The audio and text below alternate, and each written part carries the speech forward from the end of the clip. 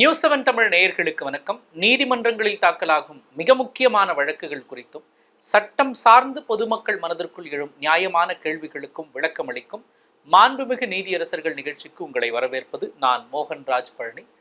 நம்முடன் மூத்த வழக்கறிஞர் திரு ஜி தியாகராஜன் இணைந்திருக்கிறார். வணக்கம் சார். வணக்கம் சார். முதல்ல இந்த ஒரு விவசாயி, ஏழை விவசாயி பாம்பு கடித்து உயிரிழந்த வழக்கு குறித்து நாம பேசலாம் சார். இந்த பாம்பு கடித்த வழக்கு, முரளின்ற ஒரு விவசாயி, அவருக்கு ஏறக்குறைய 1 ஏக்கர் நிலமும் அவங்க மனைவி அருணாவுக்கு ஒரு 20 சென்ட் நிலமும் இருக்குது. இந்த ஆன்சஸ்ட்ரல் ப்ராப்பர்ட்டி, அதாவது மூதாதையர் சொத்தாக வழங்கப்பட்டிருக்கு.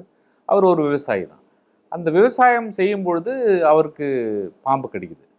பாம்பு கடிச்சதுமே உடனே அவங்க இந்த பிஹெச்சின்னு சொல்லக்கூடிய பிரைமரி ஹெல்த் சென்டர்னு எல்லா ஊர்லேயும் இப்போ தமிழ்நாட்டில் வெரி வெரி ஃபேமஸ். பிஹெச்சின்னா இங்கிலீஷில் தான் தெரியும், ஆரம்ப சுகாதார மையம்ன்றதுலாம் அந்த தெரியலனாலும் பரவாயில்ல. பிஹெச்சிக்கு போகிறாங்க. ஆனால் பிஹெச்சிக்கு போனால் அங்கே கதவை பூட்டியிருக்கு. ரெலி ஷாக் ஆகிடுவாங்க இல்லையா? இப்போது 3:45க்கெல்லாம் கதவை பூட்டியிருக்கு. டாக்டர் ஒருத்தர் கூட கிடையாது. இது என்னது இது அப்படின்னு சொல்லிட்டு திரும்ப இவங்க திருவள்ளூர் ஹாஸ்பிட்டலுக்குள்ள கொண்டாங்க. அதுக்குள்ள பாம்புனுடைய விஷம் ஏற தானே செய்யும். அந்த மாதிரி அவர் இறந்து போயிடுறாரு. இறந்து போனதுமே இது சம்பந்தமாக ஒரு வழக்கு பதிவு செய்யப்படுகிறது. இந்த பதிவு செய்த வழக்கு அனிதா சுமந்த் ஜட்ஜி அவர்களிடம் வந்திருக்கு. அவங்க எப்பவுமே கொஞ்சம் கருணையோடு தானே, அதுவும் பெண்ணாக இருப்பதால், ப்ளஸ் 2 குழந்தைகள் இருக்காங்க. இந்த 2 குழந்தைகள், ஒன்று 11வது படிக்குது, ஒன்று 9வது படிக்குது. 2 குழந்தைகள் இருக்காங்க. அதனால உடனே இந்த கேஸ் நடக்கும்போதே ஃபர்ஸ்ட்லி 2 வாரத்தில் இந்த குழந்தைகளுக்கு 2 லட்ச ரூபாய் கொடுக்கணும். இதை என்னவா கிளைம் பண்ணியிருக்காங்க அப்படின்னு சொன்னாங்க.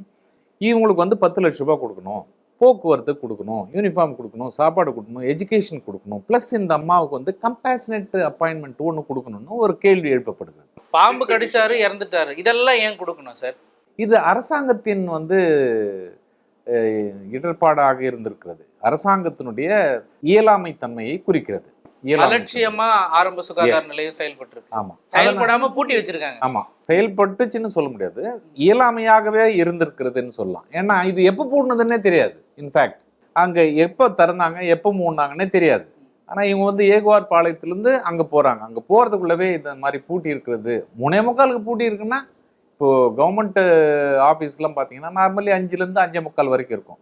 நாங்கள் ஹைகோர்ட்லாம் பார்த்தீங்கன்னா 5:45 வரைக்கும் இருக்கும் சார். ஆனால் ஆரம்ப சுகாதார நிலையம் 24 ஹவர்ஸ் இயங்கணும்ல. 24/7 365 டேஸ் எல்லாமே ஓப்பனில் இருக்கணும். எப்போ கூப்பிட்டாலும் வந்துடும். அதனால தான் டாக்டர்ஸ் ஒரு 6 கிலோமீட்டருக்குள்ள 7 கிலோமீட்டருக்குள்ள இருக்கணும் அப்படின்னு அந்த மாதிரி ஜிஓவே இருக்கு.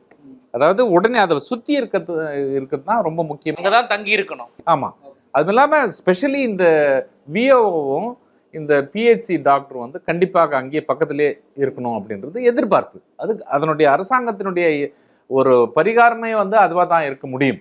ஆனால் இந்த பிஹெச்சி டாக்டர் சொல்ல நல்ல காலம் அவர் பேரை போடல. பட் இந்த வழக்கு தொடுக்கும்போது பிரின்சிபல் செக்ரட்டரி, அதுக்கு அடுத்து டிஸ்ட்ரிக்ட் கலெக்டர் இருக்காரு, அதுக்கப்புறம் நம்ம ஆஃபீஸ் பக்கத்தில் இருக்கக்கூடிய டிஎம்எஸ், அதுக்கப்புறம் இவர் யார் யாரோ இருக்கிறவங்கள சேர்த்து, கூடவே இந்த டாக்டரையும் சேர்த்து இவர் தவறு செய்திருக்கிறார், இவர் மேல் உடனடியாக நடவடிக்கை எடுக்கணும் அப்படின்னு சொன்ன பிறகு இம்மிடியட்டாக 2 லட்ச ரூபாய் 2 வாரத்துக்குள்ள இந்த குழந்தைகளுக்கு கொடுக்கணும், ஒரு நிவாரணமாக தரணும். ஓகே, 10 லட்சம் கேட்டிருந்தாலும் கூட 2 லட்ச ரூபாய் கொடுக்கணும் அப்படின்னு சொல்லி அவங்க சொல்றாங்க. இது போக இந்த பெண்மணிக்கு ஏதாவது வேலை கொடுக்க முடியுமா, கம்பேஷனேட் அப்பாயின்மெண்ட் அப்படின்னு 2018 ஒரு ஜிஓ ஒன்று வந்திருக்கு. கம்பேஷனேட் அப்பாயின்மெண்ட் அப்படின்னு சொல்லி கொடுக்கலாம், எந்தெந்த கண்டிஷன்ல கொடுக்கலாம்னு சொல்லி கவர்மெண்ட் ஆஃப் தமிழ்நாடு கொடுத்துருக்கு. அந்த ஜிஓ பிரகாரம் 2018 கொடுத்து ஜிஓ பிரகாரம் லேண்ட் அண்ட் இண்டஸ்ட்ரீஸ் மாதிரின்னு சொல்லி லேபர் சம்பந்தமா இருக்கக்கூடியது, ஏதாவது ஒரு கம்பேஷனேட் அப்பாயின்மெண்ட் இந்த பெண்மணிக்கு வழங்க வேண்டும். ஏன்னா 2 குழந்தைகள் இருக்காங்க, படிக்கிற குழந்தைங்க, வளர்ற குழந்தைங்க, டீன் பருவத்தில் இருக்கக்கூடிய குழந்தைகள். அப்படின்னும் போது கவர்மெண்ட் என்ன சொல்லுதுன்னு சொன்னா, ஒரு 700 ரூபாய் ஒரு நாளைக்கு. இப்போ மல்டிபிள் ஒர்க்ஸ் இருக்கக்கூடிய ஒரு இடத்துல எந்த வித வேலையை ஒன்றாலும் இருக்கலாங்க, அந்த வேலையை நீங்கள் செய்ய முடியும்னு சொன்னால் 700 ரூபாய் ஒரு நாளைக்கு அப்படின்னு சொல்லி. இல்லைன்னா இந்த மகளிர் சம்பந்தமாக இருக்கக்கூடிய அந்த ஒரு கூட்டம் இருக்கு இல்லையா, மகளிர் கூட்டம் இருக்கும், அது சம்பந்தமாக வேலை செய்யக்கூடியவர்கள் அதில் வேலை வேணும்னு சொன்னால் 4500 ரூபாய் ப்ளஸ் ஒரு 1000 ரூபாய், 5500 ரூபாய் மாதம் கிடைக்கும். அதாவது இது பெர்மனன்ட் கவர்மெண்ட் ஜாபா இல்லை டெம்பரரி ஜாபா sir? Both are being temporary sir. இப்போ அங்கே 700 ரூபாய் ஒரு நாளைக்கு, அதுவும் பர்மனெண்ட்டாக இருக்கும், அந்தம்மா இறக்கும் காலம் வரை. 4500 + 1000 அதுக்கும் இறக்கும் காலம் வரைக்கும் இருக்கும். ஆனால் பிரச்சனை என்னன்னா, இந்த 2 ஜாப் தான் கம்பேஷனேட் அப்பாயின்மெண்ட்ல கொடுக்கக்கூடும் இந்த இண்டஸ்ட்ரீஸ் லேபர்ஸ் அப்படின்றதுனால.